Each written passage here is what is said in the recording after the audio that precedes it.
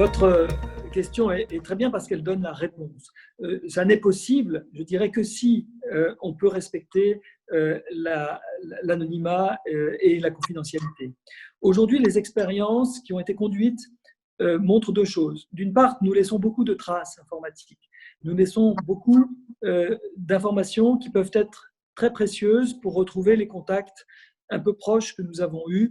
On parle de contacts sans masque de protection, non protégés, qui ont duré plus d'un quart d'heure et qui ont été à moins de 2 mètres de distance. C'est cela qu'il faut retrouver. Alors, peut-être que la mémoire n'est pas facile à mobiliser pour retrouver tous ces contacts que nous avons pu avoir pendant quelques dizaines de minutes de cette façon-là.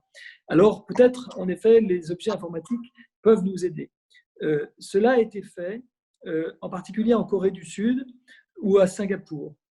Ça a été fait d'une manière assez brutale, assez autoritaire et sans le respect de la confidentialité et j'allais dire des droits humains.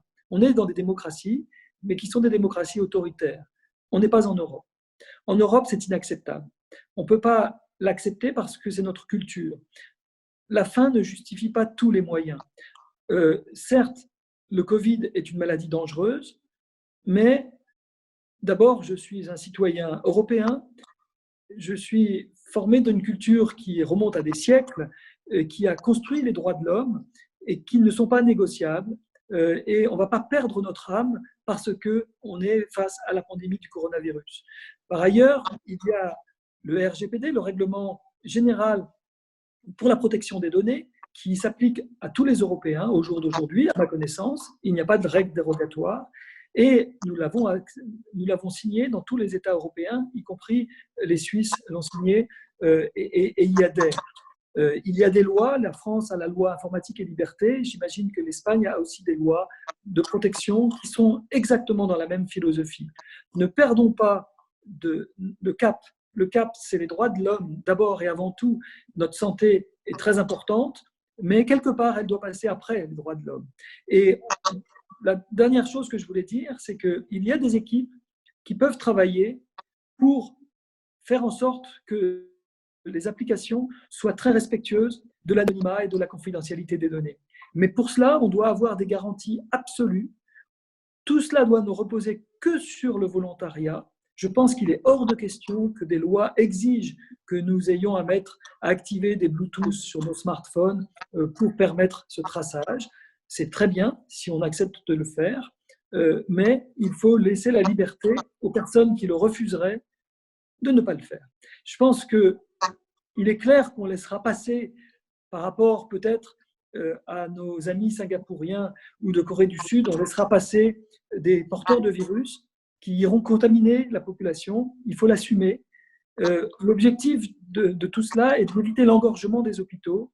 Si une bonne proportion des citoyens adhèrent parce qu'ils sont confiants qu'il y a des systèmes qui peuvent permettre de garantir de façon absolue la confidentialité de leurs données, alors ces gens permettront de retrouver des contacts et de casser des chaînes de transmission. Pour ma part, je ne suis pas très inquiet qu'une grande partie des gens accepteront si la confiance est maintenue et si le discours politique n'a aucune ambiguïté sur ce point.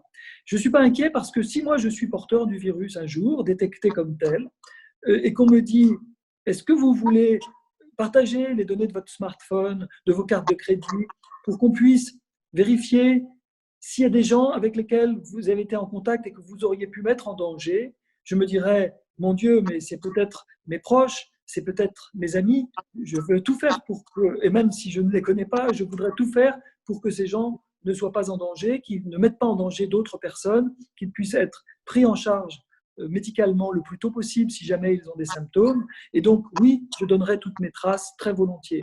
Mais je veux que l'on puisse donner le droit, la possibilité à quelqu'un qui n'a pas eu cette volonté de donner ces traces, de le faire. En plus, pour vous dire, ma confiance va encore plus loin. Je pense que la personne qui a de bonnes raisons que ces traces ne soient pas partagées, peut-être prendra l'initiative d'aller contacter les personnes qu'elle sait avoir rencontré en confidence et lui dira de se protéger ou de se faire tester. Donc voilà, je suis très confiant que si les autorités prennent rapidement des décisions sans aucune ambiguïté sur ce plan, permettent d'utiliser ces outils et des applications qui auront été construites par des gens qui auront la pleine conscience que pour nous, il y a un absolu qui est au-dessus de tout, y compris du sanitaire.